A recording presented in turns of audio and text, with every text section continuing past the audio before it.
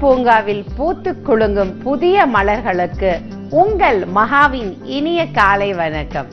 இன்னைக்கு நம்ம பார்க்க போறது ஒரு லேட்டஸ்ட் ஹேர் கட்டுங்க. ஸோ எவ்வளவோ நம்ம உயிரினங்கள்ல இருந்தோம், நிறைய நம்ம மனிதர்கிட்ட இருந்தோம், நிறைய விஷயங்கள் நம்ம கத்துக்கிறோங்க.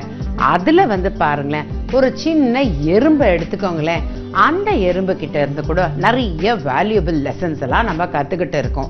பிகாஸ் அதனுடைய ஒரு கான்சென்ட்ரேஷன் எடுத்துக்கோங்க, அதனுடைய சுறுசுறுப்பு, அதனோட மன வலிமை, அதெல்லாம் பார்த்தீங்கன்னா உங்களுக்கு எவ்வளவோ நமக்கு நிறைய எறும்புக கிட்ட இருந்தெல்லாம் நிறைய விஷயங்கள் கத்துக்கணும் அப்படின்னு தோணுங்க.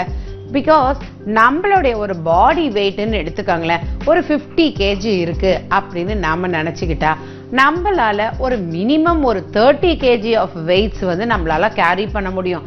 அதுவே ரொம்ப ஹெவியா நம்ம தூக்கிட்டு போற மாதிரி தோணும் இல்லையா? ஆனா அந்த எறும்பு இருக்கு பாருங்களேன், அதனோட டபுள் தி வெயிட் அது ஈஸியா கேரி பண்ணிட்டு போகுமாங்க.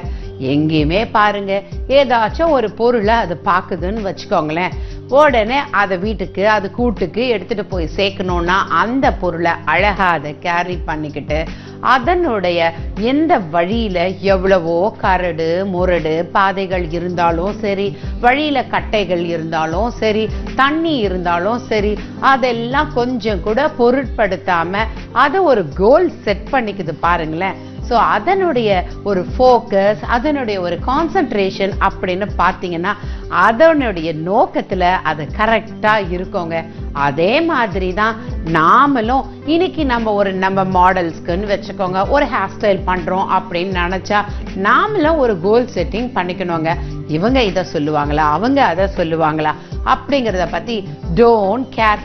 அழகா உங்க முகம், உங்க முடி, உங்க மனசுக்கு என்ன பண்ணணும் அப்படின்னு தோணுதோ அழகா நீங்க தைரியமா அந்த ஹேர் ஸ்டைல பண்ணிக்கலாம். ஸோ நம்ம வாழ்க்கை, நம்ம முடி, நம்ம தானே அந்த முடியையும் அழகாகவும் ஆரோக்கியமாகவும் பார்த்துக்கணும். ஸோ எறும்பு மாதிரி சுறுசுறுப்பா இருக்கவும், எறும்பு மாதிரி நமக்கு வேண்டிய பொருளை நாமே தேடிக்கிட்டு நமக்கு வேண்டிய ஸ்டைலை நாமே பண்ணிக்கிட்டு போய்கிட்டே இருப்போமே. ஸோ இன்னைக்கு நம்ம நிகழ்ச்சியில ஒரு கிரியேட்டிவ் ஹேர் கட் எப்படி பண்ண போறோம்னு பார்க்கலாம்.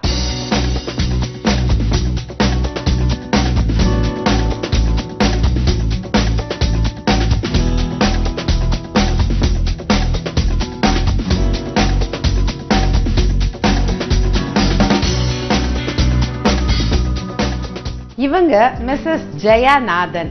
She is from Singapore. சிங்கப்பூர்ல சவுச்சுகான் அப்படிங்கிற பிளேஸ்ல இருந்து இவங்க வந்திருக்காங்க.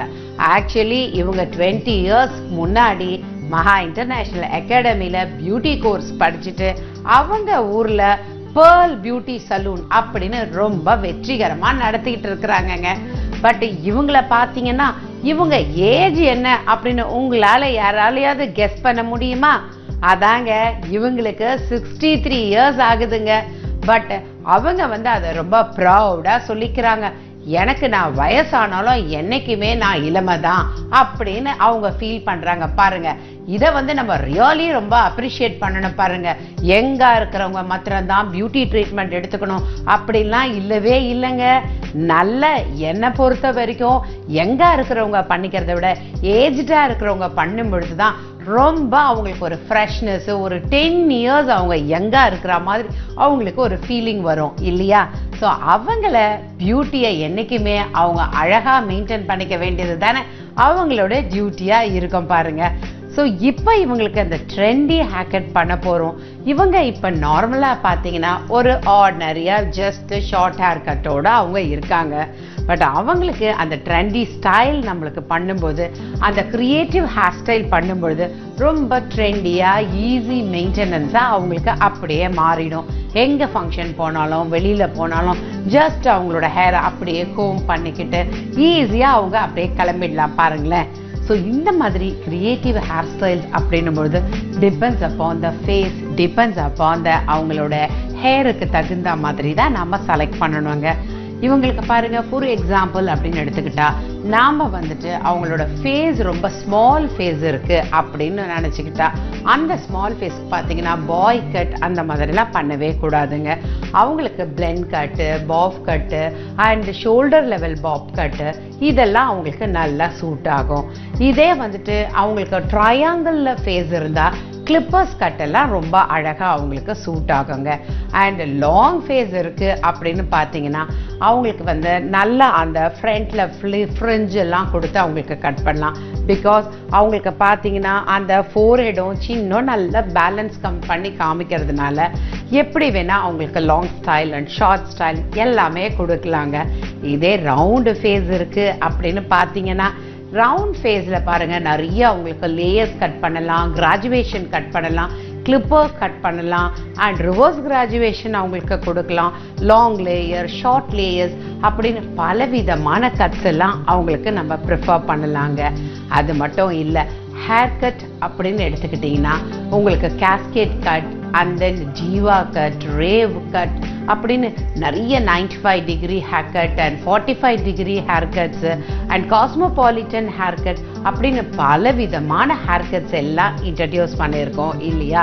ஸோ ஒருத்தரை நம்ம வந்து ரொம்ப அழகா மிடுக்கா காமிக்கணும்னா அவங்களுக்கு அந்த ஃபேஸ், அந்த கான்டர் அண்ட் டோட்டலாக சேஞ்ச் ஓவர் ஆகணும் அப்படின்னு பார்த்தீங்கன்னா அதுக்கு முக்கியமான காரணம் அவங்களுக்கு நாம் பண்ணிக்கு விடுற அந்த ஹேர் ஸ்டைல் தாங்க அவங்களுடைய முக அழகையும் அப்படியே மாற்றி காமிக்கும் பாருங்களேன். ஸோ ஒவ்வொருத்தருக்கும் நிறைய பேருக்கு பார்த்தீங்கன்னா இந்த மாதிரி ஏஜ் இருக்கும் பொழுது நிறைய அவங்களுக்கு ஹேர் ஃபால்ஸ் எல்லாம் அதிகமாக இருக்கும் இல்லையா. அப்படி இருக்கும் பொழுது அவங்களுக்கு நல்ல ஹேர் வந்து ஷார்ட்டாகவும் அவங்களுக்கு அந்த லேயர் கட் மாதிரி நம்ம கொடுக்கும் பொழுதும் நல்ல ஹேர் வந்து அவங்களுக்கு ஃப்ரீ ஹேர் கேரி பண்ணுற மாதிரியோ ஈஸி மெயின்டெனன்ஸ் அப்படிங்கிற மாதிரி ஹேர் வந்து கொஞ்சம் நல்லா பவுன்ஸாக தெரிகிற மாதிரி எல்லாமே அவங்களுக்கு கிடைக்குங்க.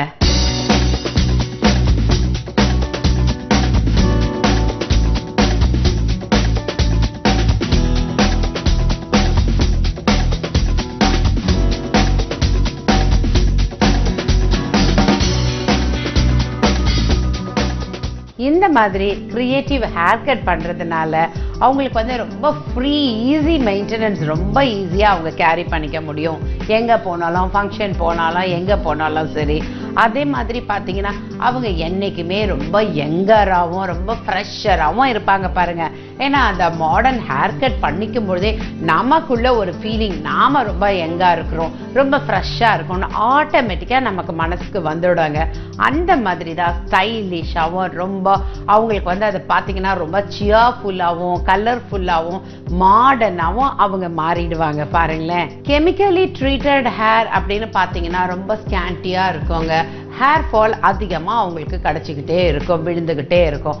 அப்படி இருக்கவங்கலாம் ரொம்ப வந்துட்டு ஹேரை வந்து கேர் பண்ணிக்கணும், நிறைய ட்ரீட்மெண்ட்ஸ் எல்லாம் எடுத்துக்கணும். அதில் பார்த்தீங்கன்னா மெயினாக ஹேர் ஸ்பா எடுத்துக்கணும் பாருங்கள், டீப் கண்டிஷனர் எடுத்துக்கணும், அண்ட் தென் வாஸ்லின் ட்ரீட்மெண்ட் அவங்க எடுத்துக்கலாம், and hot oil massage treatment அவங்க எடுத்துக்கலாம். இதெல்லாம் அவங்க ஃப்ரீக்வெண்ட்டாக பண்ணிக்கிட்டே இருக்கும் பொழுது பாருங்கள் அவங்களோட ஹேர் நல்லா ஃபுட் சப்ளிமெண்ட்ரி கிடச்சி ஹேர் வந்து நல்லா ஹெல்த்தியாக இருக்கும் பாருங்க. நம்ம வந்து எப்படி வந்து அவங்களோட ஹேர் அப்படின் போது வெட் ஹேர்ல வந்து நம்ம கோம் பண்ணக்கூடாதுன்னு சொல்லுவாங்க. அண்ட் தென் அவங்களுக்கு ரொம்ப ஹீட்டர், அந்த ட்ரையர்லாம் அதிகமாக கொடுக்காம கூல் ட்ரையர் அவங்களுக்கு கொடுத்தாலே நல்ல ஹேரை வந்து ட்ரை பண்ணிக்கலாம். அண்ட் அவங்களோட பிராண்டட் ஷாம்பு அவங்க யூஸ் பண்ணுறத நம்ம வந்து ஆஃபன் சேஞ்ச் பண்ணவே கூடாதுங்க. அண்ட் ஈவன் அவங்க கோம்பிங் ஆஃப் த ஸ்டைல் இருக்கு இல்லையா, அந்த கோம்பிங் ஸ்டைல் கூட பார்த்தீங்கன்னா ஒருத்தர் ரைட் ஹேண்ட் சைடு பண்ணியிருப்பாங்க, அப்படியே வந்து சைட் ஃப்ளிக்ஸ் விட்டுருப்பாங்க, அகெயின் அதை அப்படி மாற்றிட்டு அதை அப்படியே லெஃப்ட் ஹேண்ட் சைடில் சைட் ஃப்ளிக்ஸ் விட போவாங்க. அப்படி பண்ணும்பொழுது அவங்களுக்கு அந்தந்த இடத்துல ஒரு பேட்ச் மாதிரி அவங்களுக்கு ஹேர் ஃபால் எல்லாம் அதிகமாக வர்றதுக்கு வாய்ப்புகள் அதிகமாக இருக்குது. பிகாஸ் கோம்பிங் த ஸ்டைல் நம்ம மாற்றும் பொழுது பார்த்தீங்கன்னா அவங்களுக்கு அந்த மாதிரி அதிகமாக தெரிய ஆரம்பிக்கும். ஸோ நம்ம வந்துட்டு மேக்ஸிமம் நம்ம ஹேரை எப்போதுமே ரொம்ப ஜென்டிலாக நம்ம பார்த்துக்கணும் பாருங்கள். ரொம்ப ரஃப்பாக சீயக்காய் இந்த மாதிரி ஹார்டு திங்ஸ் எல்லாம் போட்டு நம்ம ஹேர் வாஷ்லாம் பண்ணாமல் ரொம்ப பிராண்டட் ப்ராடக்ட்ஸ் எதுவாக இருக்கோ அதை பார்த்து செலக்ட் பண்ணி அதுக்கு தகுந்த மாதிரி ஹேர் மெயின்டெனன்ஸ் பண்ணிக்கலாம். உங்களுக்கு ஹேரில் எந்த விதமான சந்தேகம் இருந்தாலும் உங்களோட டவுட்ஸ் எல்லாம் கிளியர் பண்ணுறேன். எங்களை மாதிரி ஹேர் ட்ரெஸ்ஸர்ஸ் நிறைய பேர் இருக்கிறோம். தாராளமாக நீங்கள் எல்லா பியூட்டிஷியன்ஸ் கிட்டேயும் ஹேர் ட்ரெஸ்ஸர்ஸ் கிட்டேயும் போய் உங்களுடைய டவுட்ஸ் எல்லாம் கேட்டு நீங்கள் கிளியர் பண்ணிக்கலாங்க. அதனால பியூட்டி ப்ராப்ளம் எதுவா இருந்தாலும் ஆஸ் a டியூட்டி எங்களுக்கு உங்களுடைய டவுட்ஸ் எல்லாம் கிளியர் பண்றதுக்கு நாங்க ரெடியா இருக்கோம்.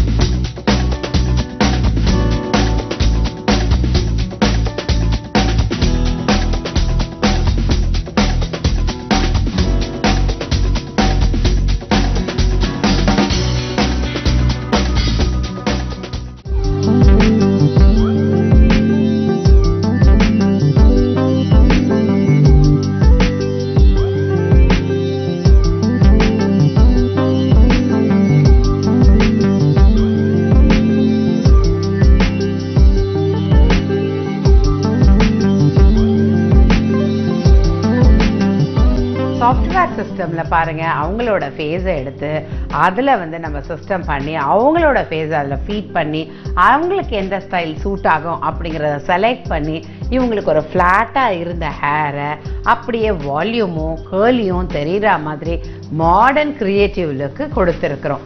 ஸோ ஹேர் ஸ்டைல் அப்படின்னாலே இட்ஸ் அ கிரியேஷன் அப்படின்னு சொல்லலாம் இல்லையா?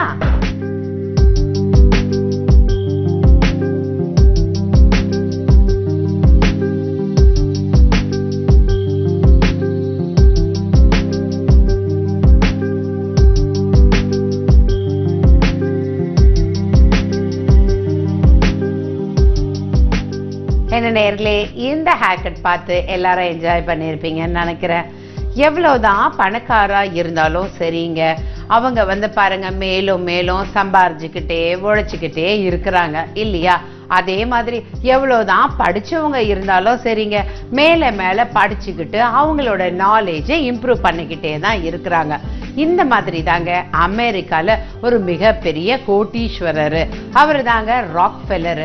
அவரு வேற ஒரு ஊருக்கு பயணம் சென்றுட்டு இருந்தாரு. ஸோ இன்னொரு நாட்டுக்கு அவரு பிளெயின்ல போகும் பொழுது அப்பவும் பாருங்க அந்த ஃப்ளைட்லயும் அவர் ஏதோ பிஸியா வேலை செஞ்சுக்கிட்டே அவர் இருந்தாராம். அதை பார்த்துட்டு அவருடைய அந்த பேசஞ்சர், கூட வந்திருக்க பேசஞ்சர், பக்கத்துல இருந்த சீட்ல இருந்த ஒரு யங்ஸ்டர் அவரை பார்த்து கேட்டாங்களாம், என்னங்க நீங்க தான் இவ்வளோ பெரிய கோடீஸ்வரரா இருக்கிறீங்களே, இருக்கிற சொத்தெல்லாம் வச்சுக்கிட்டு ஜாலியா என்ஜாய் பண்ணிக்கிட்டு நீங்க உங்க லைஃப ஹாப்பியா போய்கிட்டே இருக்கலாமே, இவ்வளோ வயசாயும் நீங்க இப்படி கஷ்டப்பட்டு உழைச்சுக்கிட்டே இருக்கீங்களே, ஏன் இப்படி இருக்கீங்க அப்படின்னு கேட்டாராம். உடனே அந்த ராக்ஃபெல்லர் சிரிச்சுக்கிட்டே அவனை பார்த்து, இந்த ஃப்ளைட்டு நல்லா தானே வானத்துல உயரத்துல பறந்துகிட்டே இருக்கு அப்படின்னு பைலட்டு வண்டிய அப்படியே விட்டுட்டாருன்னா நம்ம நிலைமை என்ன ஆகும்? அந்த மாதிரி தாங்க நாம எவ்வளவுதான் உயர்ந்திருந்தாலும் எவ்வளவுதான் பணக்காரா இருந்தாலும் நாம அப்படியே விட்டுடக்கூடாது. நாம உழைச்சுக்கிட்டே தான் இருக்கணும், அப்பதான் நம்ம அந்த உயரத்திலேயே இருப்போம் அப்படின்னு சொன்னாருங்க. நாம எவ்வளவுதான் உயர பறந்துகிட்டே இருந்தாலும் தொடர்ந்து நாம உழைச்சுக்கிட்டே தாங்க இருக்கணும். அப்பதான் நம்ம வாழ்க்கை ரொம்ப அழகாகவும் ஆனந்தமாகவும் இருக்கும் அப்படின்னு ராக்ஃபெல்லர் சொன்னாராங்க. சோ அத மாதிரி empty mind devil will play அப்படின்னு சொல்லுவாங்கங்க. நாம எப்போதுமே ஐடியலா இல்லாம சுறுசுறுப்பா நம்ம எவ்வளோக்கு எவ்வளவு உழைக்கிறோமோ அவ்வளோக்கு எவ்வளோ நம்ம வாழ்க்கையில முன்னேறிக்கிட்டே இருப்போம் இல்லையா? எப்பொழுதுமே நம்மள நாம பிஸியா வச்சுக்கணுங்க. நாட் இன் டென்ஷனா இல்லாம ரிலாக்ஸ்டா ஹாப்பியா எந்த வேலை செஞ்சாலும் ரொம்ப சந்தோஷமா திருப்தியா நாம செஞ்சோன்னு வச்சுக்கோங்க, வாழ்க்கையோட வெற்றி படியதை மட்டுமே நீங்க நோக்கி போவீங்க. ஒயிட் வினிகர் எடுத்துக்கோங்க. அதுல நாட்டு வெங்காயம் இருக்கு இல்லையா, அதை எடுத்து அதை சோக் பண்ணி வச்சிடுங்க. 8 hours சோக் பண்ண உடனே அதை எடுத்து உங்களுடைய ஸ்கின்ல எங்கெல்லாம் பிக்மெண்டேஷன், ஆக்னி, அந்த பிளாக், அந்த ஸ்பாட்ஸ் எல்லாம் இருக்கு இல்லையா, அங்கெல்லாம் இதை அப்படியே அப்ளை பண்ணிடுங்களேன். அப்ளை பண்ணி ஒரு 20 minutes கழிச்சு வார்ம் வாட்டர்ல உங்க ஃபேஸை வாஷ் பண்ணிடுங்க. உங்களுக்கு ஆக்னி ஃப்ரீ ஸ்கின் இமீடியட்டா கிடைச்சிடும். என்ன நேயர்களே, ட்ரை பண்றீங்களா? நன்றி நேயர்களே, மீண்டும் அடுத்த நிகழ்ச்சியில வேற ஒரு புது ப்ரோக்ராமோட சந்திப்போம்.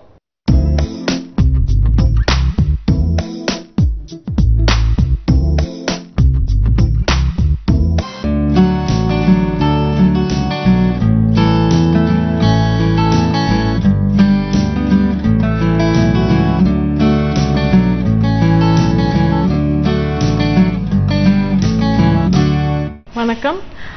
இந்த வாரம் நம்ம பாலிசிஸ்டிக் ஓவேரியன் சிண்ட்ரோம் அதில் என்ன பிரச்சனைங்க வரும், அதை எப்படி டேக்கிள் பண்ணலாம், இந்த மாதிரி இஷ்யூஸ் பற்றி நம்ம டிஸ்கஸ் பண்ணிட்டு இருக்கோம். இப்போ பாலிசிஸ்டிக் ஓவேரியன் சிண்ட்ரோம்ன்றது ஒரு ஹார்மோன் பிரச்சனை. ஹார்மோன் லெவல்ஸ் இம்பேலன்ஸ்டாக இருக்கிறதுனால வேரியஸ் ஏஜ் குரூப்ஸில் வேறு பிரச்சனைங்க வருது.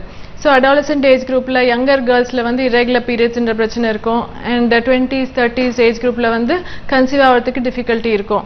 இப்போ ஓல்டர் விமெனில் எந்த மாதிரி பிரச்சனை இருக்கும், அதை எப்படி நம்ம டேக்கிள் பண்ணுறோன்றதை பற்றி இன்னைக்கு பேசலாம். இப்போ மெயின் ப்ராப்ளம் வந்து irregular periods தான் இந்த ஏஜ் குரூப்பில் கூட. அதாவது 2 months 3 months பீரியட்ஸ் வராமல் இருக்கிறது. இப்போ இன்னொரு மேஜர் கன்சர்ன் வந்து இப்போ ப்ரெக்னென்சி இருக்கா இல்லையான்றது கூட ஒரு டவுட்ஃபுல் ஆகும். எவ்ரி டைம் பீரியட்ஸ் டிலே ஆச்சுன்னா இது PCOS பாலிசிஸ்டிக் ஓவரிஸ்னால டிலேட் பீரியட்ஸா இல்லைன்னா ப்ரெக்னென்சினாலேயான்னு ஒரு டவுட் வரும். எவ்ரி மந்த் ரெகுலர் பீரியட்ஸ் வர வைக்கணும்னு மெடிக்கல் நெசசிட்டி எதுவும் கிடையாது. பட் ரெகுலர் பீரியட்ஸ் வந்துன்னா கொஞ்சம் ரியஷூரிங்காக இருக்கும், ப்ரெக்னென்சி இல்லைன்னு ஒரு நம்பிக்கை இருக்கும். ப்ளஸ் ஒரு சோஷியல் ரீசன்ஸ்க்காக, அதாவது ப்ரோக்ராம் பிளான் பண்ணுறதுக்கோ லைஃப் பிளான் பண்ணுறதுக்கோ ஒரு மந்த்லி ரெகுலாரிட்டி இருந்ததுன்னா மந்த்லி ரெகுலாரிட்டி இல்லாமல் இருக்கிறவங்களுக்கு கொஞ்சம் டிஃபிகல்ட்டி இருக்கும். ஸோ இந்த ரீசன்ஸ்க்காக நம்ம பீரியட்ஸ் ரெகுலரைஸ் பண்ணுறது ரொம்ப இம்பார்ட்டண்ட். இப்போ பீரியட்ஸ் கம்பல்சரியாக ட்ரீட் பண்ணணும்னு அவசியம் இல்லை. சம்டைம்ஸ் 2 months 3 months வரலன்னா பிரச்சனை இல்லை. பட் ரொம்ப ப்ரொலாங்டாக பீரியட்ஸ் வராமல் இருந்தால் கர்ப்பப்பையில் யூட்ரஸில் பிரச்சனைங்க வரதுக்கு வாய்ப்பு இருக்குது. So once in 2 or 3 months tablets எடுத்து பீரியட்ஸ் வர வைக்கிறது ரொம்ப இம்பார்ட்டண்ட். ரெகுலர் பீரியட்ஸ் வந்தால் நல்லாயிருக்கும்னு யோசிக்கிறவங்களுக்கு நம்ம ஹார்மோன் டேப்லெட்ஸ் கொடுக்குறோம். அதாவது 21 day டேப்லெட்ஸ் கொடுத்தா பீரியட்ஸ் ரெகுலரைஸ் ஆகிறதுக்கு வாய்ப்பு இருக்குது. அண்ட் இதே டேப்லெட்ஸ்க்கு இன்னொரு அட்வான்டேஜ் என்னென்னா குழந்தை நிற்கிற தன்மையும் இருக்காது. அதாவது கான்ட்ரசெப்டிவ் எஃபெக்ட் கூட இருக்கும். ஸோ இந்த older women with regular periods எதிர்பார்க்குறவங்களுக்கு இந்த 21 டேப்லெட்ஸ் தரலாம். பட் ஞாபகம் வச்சுக்க வேண்டியது என்னென்னா, இப்போ நம்ம டேப்லெட்ஸ் கொடுக்குற வரைக்கும் பீரியட்ஸ் ரெகுலராக இருக்கும். டேப்லெட்ஸ் ஸ்டாப் பண்ணியாச்சுன்னா பழையபடி இரெகுலர் ஆகிறதுக்கு வாய்ப்பு இருக்குது. ஸோ அந்த டேப்லெட்ஸ் நம்ம கொடுத்து நம்ம பிரச்சனையை க்யூர் பண்ணுறது இல்லை. நம்ம ஹார்மோன் டிஸ்டர்பன்ஸ் இருக்கிறத வெளியேருந்து மாத்திரை கொடுத்து கண்ட்ரோல் பண்ணுறோம் தவிர அந்த பேசிக் ஹார்மோன் டிஸ்டர்பன்ஸை நம்ம கரெக்ட் பண்ண முடியாது. ஸோ ஐதர் ப்ரொஜெஸ்ட்ரான் டேப்லெட்ஸோ இல்லை 21 day டேப்லெட்ஸ் போட்டோ நம்ம சிம்டம்ஸை கண்ட்ரோலில் வச்சுக்கலாம். அண்ட் இன்னொரு reason for correcting hormone problem வந்து இப்போ கண்டினியூஸாக ஒரே ஒரு ஹார்மோன் மாத்திரம் வேலை செஞ்சுக்கிட்டே இருக்குது கர்ப்பையிலன்னா கர்ப்பையோட லைனிங் வந்து ரொம்ப திக் ஆகிடும். எண்டோமெட்ரியல் ஹைப்பர்ப்ளேசியா அப்படின்னு ஒரு கண்டிஷன் வந்துடும். இந்த எண்டோமெட்ரியல் ஹைப்பர்ப்ளேசியா கொஞ்ச நாள் கழிச்சு யூட்ரஸ் கேன்சராக கூட மாறதுக்கு வாய்ப்பு இருக்குது. ஸோ ப்ரொலாங்டாக ஒரு 4 months 6 months கண்டினியூஸ் பேசிஸில் பீரியட்ஸ் வராமல் இருந்ததுன்னா இந்த மாதிரி பேஷண்ட்ஸுக்கு possibility of having endometrial cancer, uterus cancer வாய்ப்பு இருக்குது. ஸோ இந்த கேன்சர் ரிஸ்க் குறைக்கணும்னா நம்ம every 2 to 3 months once periods கண்டிப்பாக வர வைக்கிறது ரொம்ப இம்பார்ட்டண்ட். அண்ட் தேர்ட் ப்ராப்ளம் இந்த ஓல்டர் ஏஜ் குரூப் விமெனில் வந்து மெட்டபாலிக் சிண்ட்ரோம் அப்படின்னு சொல்லுவோம். இந்த PCOSே ஒரு மெட்டபாலிக் ப்ராப்ளம் தான் டயக்னோஸ் பண்ணியிருக்கு. ஸோ மெட்டபாலிக் சிண்ட்ரோம்ன்ற பிரச்சனை வரலாம். மெட்டபாலிக் சிண்ட்ரோமில் என்னெல்லாம் வரும்னா ஹை பிளட் ப்ரெஷர் வரதுக்கு வாய்ப்பு இருக்குது. அதாவது almost 4 to 7 times higher possibility of high blood pressure and heart disease polycystic ovarian syndrome பேஷண்ட்ஸ்க்கு இருக்கும் ஓல்டர் ஏஜ் குரூப்பில்.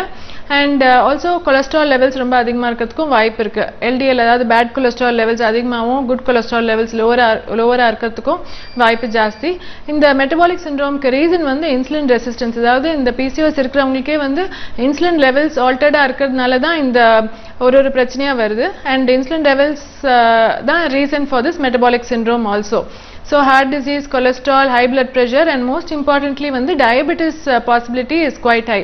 In fact almost 40 to 50% of PCOS patients 40 வயசு கீழே either diabetes இருக்கும் இல்லை ப்ரீ டயபெட்டிக் ஸ்டேஜில் இருப்பாங்க. அண்ட் ப்ரெக்னென்சிலையும் டயபெட்டிஸ் வரதுக்கு வாய்ப்பு இருக்குது. ஸோ இந்த டயபெட்டிஸ் கூட ஒரு important part of long term problems if PCOS சிம்டம்ஸை வந்து நம்ம கண்ட்ரோலாக வச்சுக்கலன்னா. ஸோ இந்த லாங் டேர்ம் ப்ராப்ளம்ஸ்லாம் நம்ம அவாய்ட் பண்ணணும், கண்ட்ரோலில் வச்சுக்கணும்னா யங்கர் ஏஜ் குரூப்லேருந்தே நம்ம வந்து ஹார்மோன்ஸ் ரெகுலரைஸ் பண்ணுறதுக்கு எஃபர்ட்ஸ் எடுக்கணும். அண்ட் வெயிட் ரிடக்ஷன் தான் main treatment. And insulin levels குறைக்கிறதுக்கு வந்து மெட்ஃபார்மின் ஒரு மெடிசன் சம்டைம்ஸ் கொடுக்கறது உண்டு. இன்சுலின் லெவல்ஸ் கொஞ்சம் குறைஞ்சதுன்னா இந்த மாதிரி ப்ராப்ளம்ஸ்லாம் வராமல் நம்ம கொஞ்சம் தடுக்கிறதுக்கு வாய்ப்பு இருக்குது. பட் இது ஜெனட்டிக் ப்ராப்ளம்லாம் இருக்கிறதுனால கம்ப்ளீட்டாக க்யூர் பண்ண முடியாது. ஸோ நம்ம ஏர்லியாக டயக்னோஸ் பண்ணி ஏர்லியாக ட்ரீட் பண்ணால் காம்ப்ளிகேஷன்ஸ் அவாய்ட் பண்ணலாம். ஸோ என்ன ரெக்கமெண்டேஷன்னா ஒரு வருஷத்துக்கு ஒருக்க வந்து கொலஸ்ட்ரால் லெவல்ஸும் பிளட் சுகர் லெவல்ஸும் கண்டிப்பாக பார்க்கணும். அண்ட் ஜாஸ்தியாக இருந்தது கொலஸ்ட்ரால் சுகர்ஸ் ஜாஸ்தியாக இருந்தால் அப்ரோப்ரியேட்டாக நம்ம ட்ரீட் பண்ணி லெவல்ஸை குறைச்சிக்கிறது ரொம்ப இம்பார்ட்டண்ட். அதே மாதிரி 2 to 3 monthsக்கு மேலே பீரியட்ஸ் வராமல் இருந்தால் மாத்திரை டாக்டர் கிட்ட போய் மாத்திரை போட்டு பீரியட்ஸ் வர வச்சுக்கணும். This will reduce the risk of the கர்ப்பை கேன்சர் ப்ராப்ளம், பிரச்சனை கம்மியாயிடும். ஸோ இந்த மாதிரி நம்ம பிசிஓஎஸ் இருக்கிறவங்களுக்கு இந்த லாங் டேர்ம் ப்ராப்ளம்லாம் வராமல் இருக்கிறதுக்கு நம்ம இந்த ப்ரிகாஷன் எடுத்து அப்பப்போ அந்தந்த டைமில் ட்ரீட் பண்ணோன்னா லேட்டர் ஆன் ப்ராப்ளம்ஸ் வரத்துக்கு நம்ம அவாய்ட் பண்ணிக்கலாம். அண்ட் லாங் டேர்ம் காம்ப்ளிகேஷன்ஸ் வராமல் நம்ம பார்த்துக்கலாம். ஸோ இது வந்து கம்ப்ளீட்டாக க்யூர் பண்ண முடியாது. சிம்டம்ஸ் நம்ம அப்பப்போ டயக்னோஸ் பண்ணி கண்ட்ரோல் பண்ணியாச்சுன்னா அந்த காம்ப்ளிகேஷன்ஸை நம்ம அவாய்ட் பண்ணலாம். ஸோ பிசிஓஎஸ்ன்றது ஒரு க்யூர் இருக்காது, பட் நம்ம ட்ரீட் பண்ணோன்னா நம்மளுக்கு வந்து பெனிஃபிட் இருக்கும்.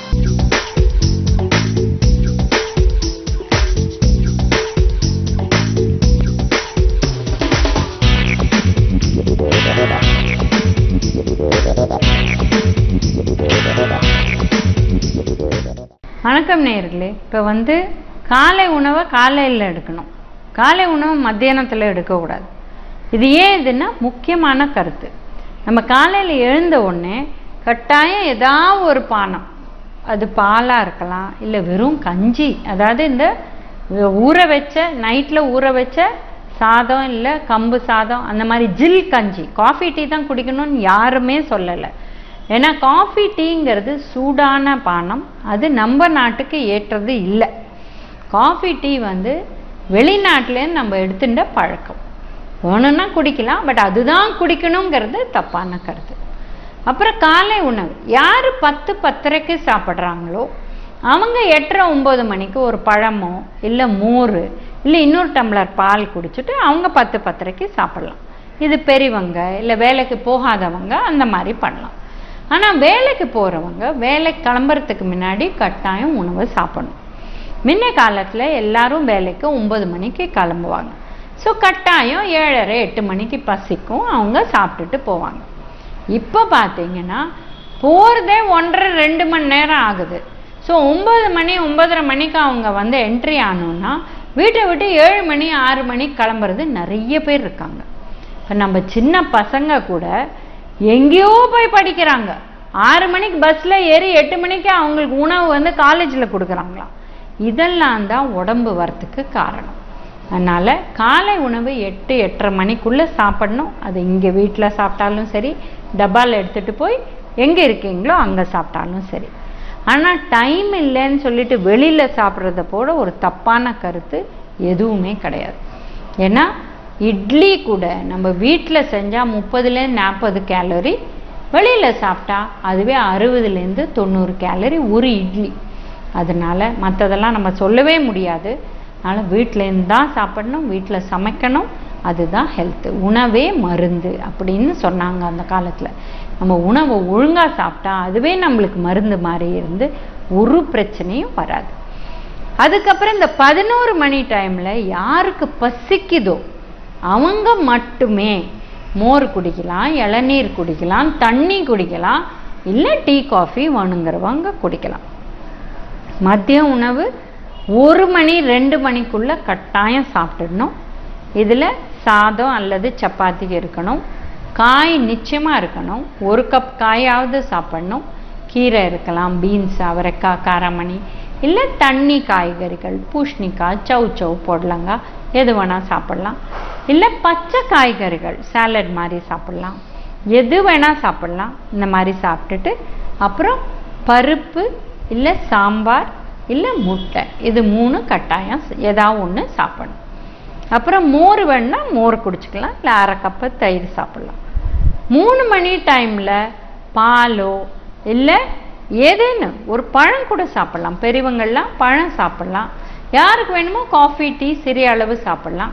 பட் இந்த காஃபி டீ சாப்பிட்றோன்னு சொல்லிட்டு எங்களுக்கு அசிடிட்டி வரும்னு சொல்லிட்டு பிஸ்கெட் சாப்பிட்றவங்க தேவையே இல்லை. வெறும் பால் சாப்பிட்லாம், இல்லை இளநீர் சாப்பிட்லாம், மோர் சாப்பிட்லாம், இல்லை வெறும் ஒரு பழம் சாப்பிட்லாம். இந்த 6 மணி டைமில் எல்லாருமே ஸ்நாக்ஸ் சாப்பிட்றாங்க. இது தப்பான கருத்து. பஃப்பு, சமோசா, பஜ்ஜி, போண்டா இதெல்லாம் தேவையே இல்லை. இதெல்லாம் வந்து கல்யாண சாப்பாடுன்னு பேர். அப்படின்னா என்ன, ஒரு 10 பேர் 30 பேர் சேர்ந்து இருக்கிறதே ஒரு செலிப்ரேஷன். பிள்ளையார் சதுர்த்தி இல்லை கிறிஸ்மஸ் இல்லை ரம்தான் முடிகிற அன்னைக்கு அந்த மாதிரின்னா ஓகே. டெய்லி 6 மணிக்கு யாரோ பஜ்ஜி போண்டா போடுறான்ட்டு நம்ம சாப்பிட்டோன்னா வெயிட்டு தான் ஏறும். அந்த எண்ணெய் ஜாஸ்தியாகிறதுனால இருதய நோய் வரலாம். இந்த மாதிரி பிரச்சனை எல்லாம் இருக்குது. இல்லை பழம் சாப்பிட்லாம், அந்த டைமில் பசிக்குதுன்னா பழம் சாப்பிட்லாம், இல்லை பால் குடிக்கலாம், ஒன்றுமே ஆகாது. ஒரு 100 ml பால் 67 கேலரி தான். அதில் போடுற சர்க்கரையோ இல்லை வேறு ஏதாவது பவுடர் அதில் போட்டால் தான் அது எக்கச்சக்கமாக ஏறும். அப்புறம் நைட் உணவு மதிய உணவு மாதிரி காய் நிச்சயம் இருக்கணும், பருப்பு நிச்சயம் இருக்கணும், சாதத்தை தவிர. ஸோ இந்த மாதிரி டைம் கீப் பண்ணி சாப்பிட்டோம்னா ப்ராப்ளமே இல்லை. என்னைக்கா ஒரு நாள் உங்களுக்கு கட்டாயம் தெரியும் 1 மணிக்கு மீட்டிங் ஆரம்பிக்க போது 4:30-5 ஆகும்னா அன்றைக்கி சீக்கிரம் உணவு சாப்பிட்டுடலாம், 12 மணிக்கே சாப்பிட்டுடலாம். இல்லை 12 மணிக்கு நிறைய 2 பழம் சாப்பிட்டுட்டு 4 மணிக்கு சிறிய அளவு 2 சப்பாத்தி அந்த மாதிரி சாப்பிட்லாம். ஸோ எங்களுக்கு மீட்டிங் இருக்குது, அதனால எங்களுக்கு டைம் ஆகிடுது, அதனால நாங்கள் மீட்டிங்கில் ஒரு 7-8 பிஸ்கெட் சாப்பிடுவோங்கிறது தப்பான கருத்து. என்னைக்கா ஒரு நாள் இதெல்லாம் பண்ணால் ஓகே. பட் இப்போது டெய்லியே இல்லை ரெகுலராக வாரத்தில் 3 நாள் 4 நாள் நிறைய பேர் இந்த மாதிரி செய்கிறாங்க. இதனால் உடல் பெருமன் ஏறுது, அல்சர்லாம் ஸ்கிப் பண்ணிங்கன்னா உணவு அல்சர் வரக்கூடிய வாய்ப்பு இருக்குது. ஸோ அதனால் டைமுக்கு சிறிய அளவு உணவு சாப்பிட்டா ஹெல்த்து தான் இருக்கும். அந்த டைமை விட்டுட்டோன்னா சேர்த்து வச்சு வாண்டாத உணவெல்லாம் நிறையா சாப்பிட்டு இதனால பலவிதமான பிரச்சனைகள் வரும்.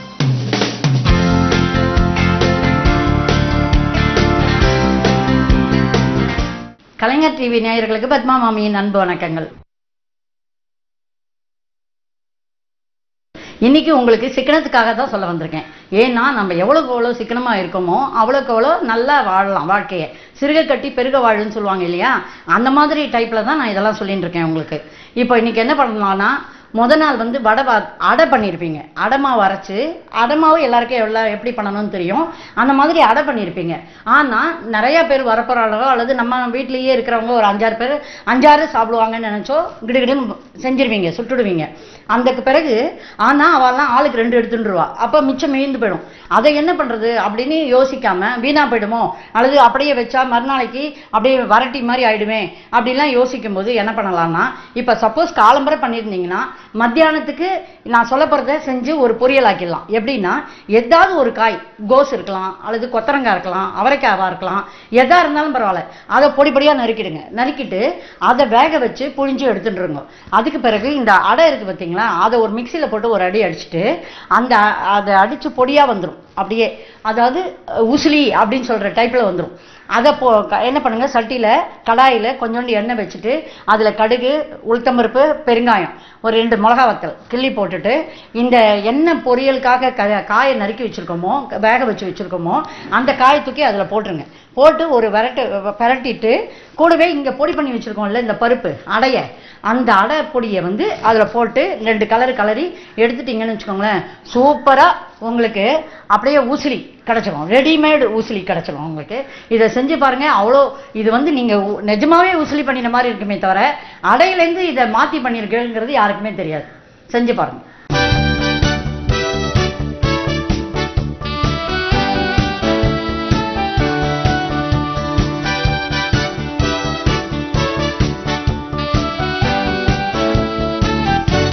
வணக்கம் கலைஞர் டிவி நேயர்களே, நான் உங்கள் டாக்டர் பரமேஸ்வரி. மீண்டும் உங்களை சந்திப்பதில் மகிழ்ச்சி அடைகிறேன்.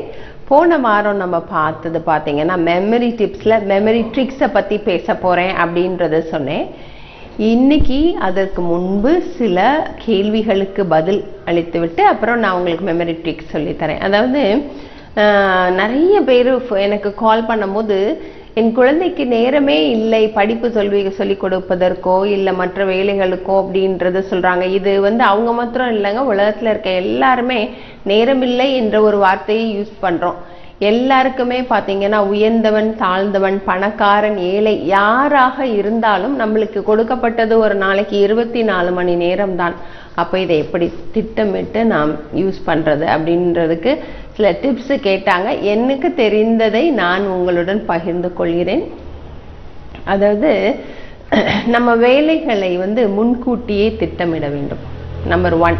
அதாவது இதுக்கு என்னன்னா, வேலைகளை வந்து பட்டியலிட்டு கொள்ளுங்கள், லிஸ்ட் பண்ணிக்கோங்க என்ன வேலை பண்ணணும். அதில் வந்து 2 வார்த்தை வரும். ஒன்று வந்து முக்கியமானது, இன்னொன்று அவசியமானது அல்லது அவசரமானது. முக்கியமானது அவசரமானதுன்னு 2 வகையான பட்டியல் இருக்கு. எக்ஸாம்பிள் சொல்லணும்னா, நாளைக்கு நான் சமையலுக்கு வாங்க வேண்டிய காய்கறிகள் முக்கியமானது, ஆனால் அவசரமானது அல்ல. சரியா? அதாவது உங்களுக்கு முக்கியமானதுக்கும் அவசரமானதுக்கும் வித்தியாசம் தெரிய வேண்டும். அதே மாதிரி நான் ஒரு சீரியல் பார்க்குறேன் டிவியில், எனக்கு ஃபர்ஸ்ட்ல இருந்து அந்த டிவி சீரியலை பார்க்கணும், அது அவசரமானது, முக்கியமானது அல்ல. புரிந்திருக்கும் என்று நினைக்கிறேன். ஸோ ஃபர்ஸ்ட் பாயிண்ட் பட்டியலிட்டு கொள்ளுங்கள் என்ன வேலைகள் இருக்கிறது என்று. நீங்கள் உங்கள் நேரத்தை வீணாக்காமல் இருப்பதற்கான சில வழிமுறைகளை சொல்லி கொண்டிருக்கிறேன். 2வது, முன்கூட்டியே திட்டமிடுங்கள். இது என்னன்னா, இப்போ ஒரு கோடாரி இருக்கு, அதை வச்சு நான் இன்னைக்கு என்னோட கார்டன்ல போய் எல்லாத்தையும் வெட்டணும் அப்படின்னு நான் நினைக்கும் பொழுது, ஒரு அது கூர்மையே இல்லாத ஒரு கோடாரியை வைத்து நான் போய் என் வேலையை செய்யும் பொழுது அது நிறைய நேரத்தை எடுத்துரும் எனக்கு. அதற்கு பதில் நான் செய்யும் வேலைக்கு இந்த கோடாரி தேவை, அப்போ நான் தீட்டி வச்சுட்டு போய் செய்யும் பொழுது அந்த டைமை குறைச்சி கொடுக்கும். ஸோ அது மாதிரி தான் நீங்க செய்யும் வேலையை முன்கூட்டியே திட்டமிடுங்கள். என்ன பண்ண போறோம், இதுக்கு என்னென்ன தேவை அப்படின்னு நீங்க கரெக்டா மைண்ட்ல செட் பண்ணிட்டீங்கன்னா நேரத்தை வீணாக்காமல் இருக்கலாம். காலம் பொன் போன்றது, அதாவது நேரம் பொன் போன்றது என்று சொல்கிறார்கள். நான் அதையும் தாண்டி நேரம் பொன் கூட வாங்கிடலாங்க போயிடுச்சுன்னா. ஆனா போன ஒரு செகண்டை கூட, ஒரு மணி துளியை கூட நம்ம திரும்பியும் வாங்க முடியாது. பொன் போன்றதுன்னு கூட நம்ம சொல்ல வேண்டாம், காலம் பொன் போன்றது இல்லை. அதையும் தாண்டி அது மதிப்பிடத்தக்க முடியாத ஒரு நேரத்தை நம்ம காலம் நேரத்தை பொண்ணோடு கூட நாம் இந்த ஈரால, இந்த காம்படிட்டிவ் ஈரால நம்ம கம்பேர் பண்ணவே வேண்டாம். ஸோ முன்கூட்டியே திட்டமிடுங்கள். 3வது பார்த்தீங்கன்னா, தேவையற்றதை தவிர்த்து விடுங்கள். அதாவது தேவையில்லாத வேலை, உங்களால் செய்ய முடியாது என்று நினைக்கின்ற சில வேலைகளை தவிர்த்து விடலாம். இது என்ன செய்யும்னா, உங்களோட நேரத்தை வீணாக்க வைக்கும், உங்களை மன உளைச்சலுக்கு கொண்டு சென்று விடும். ஐயோ என்னால முடியலையே அப்படின்னு நீங்க நினைக்கும் பொழுது உங்களோட மன நிம்மதியும் மன உளைச்சலும் தான் கூடுமே ஒழிய, அதனால அதுக்கு பதில் இது என்னால செய்ய முடியாது அப்படின்ற வேலையை தவிர்த்துடலாம், விட்டுருங்க, வேண்டாம், நீங்க ட்ரை பண்ண வேண்டாம். அடுத்து 4வது தள்ளி போடாதீர்கள், தயங்காதீர்கள். அதாவது செய்யணும் அப்படின்னு ஒரு வேலையை எடுத்துட்டீங்கன்னா தள்ளி போடக்கூடாது. காத்தடிச்சுட்டே இருக்கு, நான் விதைக்க மாட்டேன் என்று ஒரு விவசாயி இருந்தால் அவன் விதைக்கவே முடியாது, அறுவடை செய்ய முடியாது. அப்போ தள்ளி போட்டுக்கிட்டே நம்மளோடத போகும் பொழுது உங்களுடைய வேலைகள் தடைப்பட்டு தான் நிற்கும். இப்படி ஆகிவிட்டால், நான் ஏற்கனவே பேசியிருக்கிறேன், இப்படி ஆகிவிட்டால், இப்படி மட்டுமே ஆகிவிட்டால்ன்ற மனநிலையில நம்ம நிறைய பேர் நிறைய விஷயங்கள்ல தள்ளி போட்டுட்டே போறோம். அது உங்களோட நேரத்தை வீணாக்குகிறது. ஸோ நான் இப்போ பேசிட்டு இருக்கிறது 24 மணி நேரத்தை நான் எப்படி கரெக்டாக யூஸ் பண்ணணும் எனக்கு தெரியவில்லை என்று பல பேர் சொல்லி வரும் பொழுது அவர்களுக்கான பதில் இதுதான்: தயங்காதீர்கள், தள்ளி போடாதீர்கள். எதை செய்ய வேண்டும் என்று நினைக்கிறீர்களோ அதை உடனே செய்து முடித்து விடுங்கள். அன்றே நாம அதுக்கு முன்னாடி பாயிண்ட் சொன்னேன், முடியாது, என்னால இதை செய்ய முடியாதுன்னு நினைச்சீங்கன்னா தவிர்த்துருங்க, அது உங்களை மன உளைச்சலுக்கு கொண்டு போயிடும். 4வது, 100% எதிலும் எதிர்பார்க்காதீர்கள். அதாவது இப்ப நான் பாத்தீங்கன்னா பெர்ஃபெக்ஷனிஸ்ட் அப்படின்னு வச்சுக்கோங்களேன். நான் பெர்ஃபெக்ஷனிஸ்ட்னா என்னுடன் இருக்கும் சக ஊழியர்களும் என்னை மாதிரி இருக்க வேண்டும் என்று நான் எதிர்பார்ப்பது தப்பு. இது ஃபார் எக்ஸாம்பிளுக்கு சொல்றேன், 100% எல்லோரிடமும் எதிர்பார்க்க முடியாது. அந்த நேரத்துல என்ன ஆகும்னா, உங்களுக்கான நேரம் அவர்களுக்கு சொல்லி கொடுத்து உங்கள் நேரமும் செலவாகும், உங்கள் மன உளைச்சல் வரும். இது எல்லாம் நான் அனுபவித்துதான் பேசுகிறேன். இதுக்கு ஒரு எக்ஸாம்பிள் நல்லா சொல்லணும்னா, ஒரு மொழியை கத்துக்கிறோம். இந்த மொழியை கத்துக்கொள்ளும் பொழுது அதாவது சிறப்பாக பேசுவதற்கு நாம் ட்ரை பண்ணலாம், அதுதான் பண்ண முடியுமே. 100% நான் இதை கரெக்டா தான் பேசுவேன் நினைச்சீங்கன்னா அங்க நடக்கவே முடியாது. தப்பு விட்டு கத்துக்கிறது தான் கலை. இதை விட்டு 100% கரெக்டாக இருக்கணும் என்று நினைத்தால் அதுவும் முடியாது. அது உங்கள் நேரத்தை தின்று கொண்டு போய் கொண்டிருக்கும். ஸோ எதிலையுமே 100% யாருமே கரெக்டா இருக்க முடியாது, அதை எதிர்பார்க்காதீர்கள். அப்புறம் வேலையில், அதாவது ஜாப் போறவங்கலாம் சம மனநிலையோடு இருங்கள். வேலைக்கு போறவங்கலாம் பார்த்தீங்கன்னா வேலை வேலை வேலை வேலை வேலை வேலைன்னு ஓடுவாங்களே ஒழிய அந்த வேலையில் அவங்க சம்பாதித்த பணத்தை கொஞ்சமாச்சும் லீஷர் டைமுக்கு செலவழிக்கலாம். அதனால சம மனநிலையோடு இருக்க வேண்டும். குடும்பத்திற்கும் நேரத்தை கொடுங்கள், வேலைக்கும் நேரத்தை கொடுங்கள். அதை எப்படி பேலன்ஸ் பண்றோன்றது தான் நல்ல ஃபேமிலி. ஸோ வேலையில் மனநிலையோடு இருக்க வேண்டும். வேலை முக்கியம்தான், வேலை பின்னாடி ஓடுவது முக்கியம்தான், பணம் முக்கியம்தான், அதை விட முக்கியம் உங்கள் குடும்பமும் தான். ஸோ அதற்கும் நேரத்தை ஒதுக்கி அந்த 24 மணி நேரத்தில் எவ்வளவு நேரம் உங்களால் கொடுக்க முடிகிறது என்று ஆராய்ந்து பாருங்கள். அடுத்ததாக நன்றாக தூங்கி எழுங்கள். நான் சொல்றது ஒரு 24 மணி நேரத்துல நம்ம பண்ணக்கூடிய வேலைகள். வேலைக்கு போகிறோம், தூங்குறோம், சாப்பிட்றோம், எழுந்திருக்கிறோம், டிவி பார்க்குறோம், சினிமாவுக்கு போகிறோம், லீஷர் டைம் வச்சுக்கிறோம். இதையெல்லாம் எப்படி ஆர்கனைஸ் பண்ணணுன்றதை பற்றி தான் நான் ஒரு நாளில் நம்ம செய்யக்கூடிய வேலைகளில் எதுக்கு முன்னுரிமை கொடுக்க வேண்டும், எப்படி செய்ய வேண்டும் என்று உங்களுடன் பகிர்ந்து கொண்டிருக்கிறேன். ஸோ நன்றாக தூங்கி எழுந்தால் ஒரு நாளைக்கு ஒருத்தருக்கு நல்ல வேலை பார்க்கணும் அடுத்த நாள் நினைச்சிங்கன்னா 8 மணி நேரம் தூக்கம் அவசியம். அதை தவிர்த்து விட்டு இப்பெல்லாம் பார்த்தீங்கன்னா மெட்ரோபாலிட்டன் சிட்டிஸில் டூ மச் ஆஃப் வாட்சிங் டிவி வந்ததுனால 2 மணிக்கு தூங்க போகிற நிறைய பிள்ளைங்க பேரண்ட்ஸ்லாம் இருக்கும். பார்த்தீங்கன்னா ஒர்க் டென்ஷன்ஸில் தூக்கம் வராமல் நிறைய ID people is complaining to me, எனக்கு தூக்கமே வரமாட்டேங்குது அப்படின்றாங்க. 2 மணி வரைக்கும் தூக்கம் வராமல் காலையில் எழும்பொழுது அப்படியே ஒரு ட்ரௌசினஸ், ஒரு லேசினஸ், குழந்தைகளும் அப்படியே மாறிக்கொண்டிருக்கிறாள். ஸோ தூங்குவது சீக்கிரமாக, எழுவது சீக்கிரமாக இருக்க வேண்டும். 8 மணி நேரம் கட்டாயமாக தூங்கி எழ வேண்டும். 8 மணி நேரம் கட்டாயமாக தூங்கி எழுந்தால் அடுத்த நாள் சுறுசுறுப்பாக வேலை பார்க்க முடியும். அந்த 24 மணி நேரத்தை சமமாக பிரித்து நீங்கள் செய்யலாம். அடுத்து நான் சொல்ல வருவது, உங்களால் முடிந்த இலக்குகளை மட்டும் வையுங்கள். இலக்குகள் என்றால் கோல்ஸ். அதாவது என்னால் இது செய்ய முடியும் நினைக்கிறத மட்டும்தான் செய்யணும். செய்ய முடியாததை எடுத்துட்டு செய்யாம போயிட்டு அதை நினைத்து நீங்கள் கவலைப்பட்டு நேரத்தை வீணாக்குகிறோம். நான் சொல்வதெல்லாம் உண்மைதான்.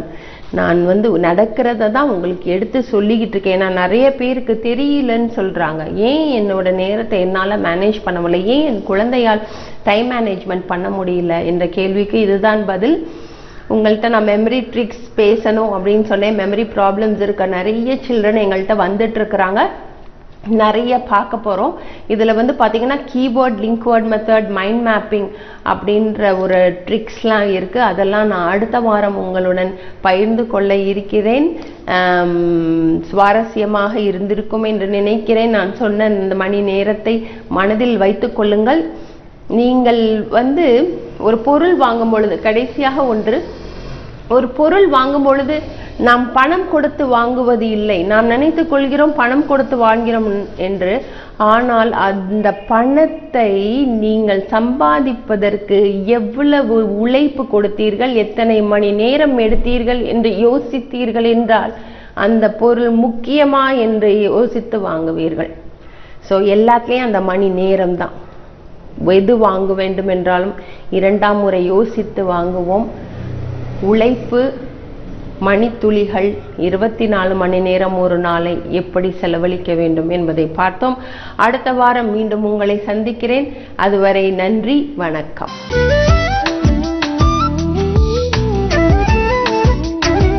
கலைஞர் தொலைக்காட்சி நேயர்களுக்கு என் காலை வணக்கம்.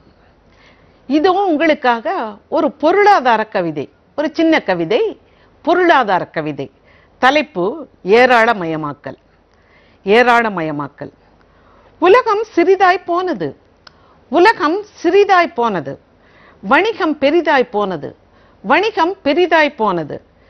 சிறுவணிகன் சிரித்து போனான், சிறுவணிகன் சிரித்து போனான், பெருவணிகன் பெருத்து போனான், பெருவணிகன் பெருத்து போனான். இதுதான் உலகமயமாக்கலா? இதுதான் உலகமயமாக்கலா? இதுதான் தாராளமயமாக்கலா?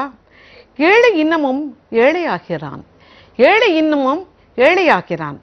பணக்காரன் இன்னமும் பணக்காரனாகிறான், பணக்காரன் இன்னமும் பணக்காரனாகிறான். உணவு, உடை, உறைவிடம், உணவு, உடை, உறைவிடம் இம்மூன்றும் உலக மக்களுக்கு அவசிய தேவை. உணவு, உடை, உறைவிடம் இம்மூன்றும் உலக மக்களுக்கு அவசிய தேவை. அவசர சட்டம் போடுங்கள் உலகளவில், அவசர சட்டம் போடுங்கள் உலகளவில்.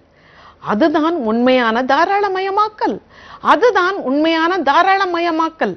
மற்றதெல்லாம் ஒரு சிலரை ஏராளமயமாக்கல், மற்றதெல்லாம் ஒரு சிலரை ஏராளமயமாக்கல். சிந்தியுங்கள், செயல்படுங்கள். நன்றி, வணக்கம்.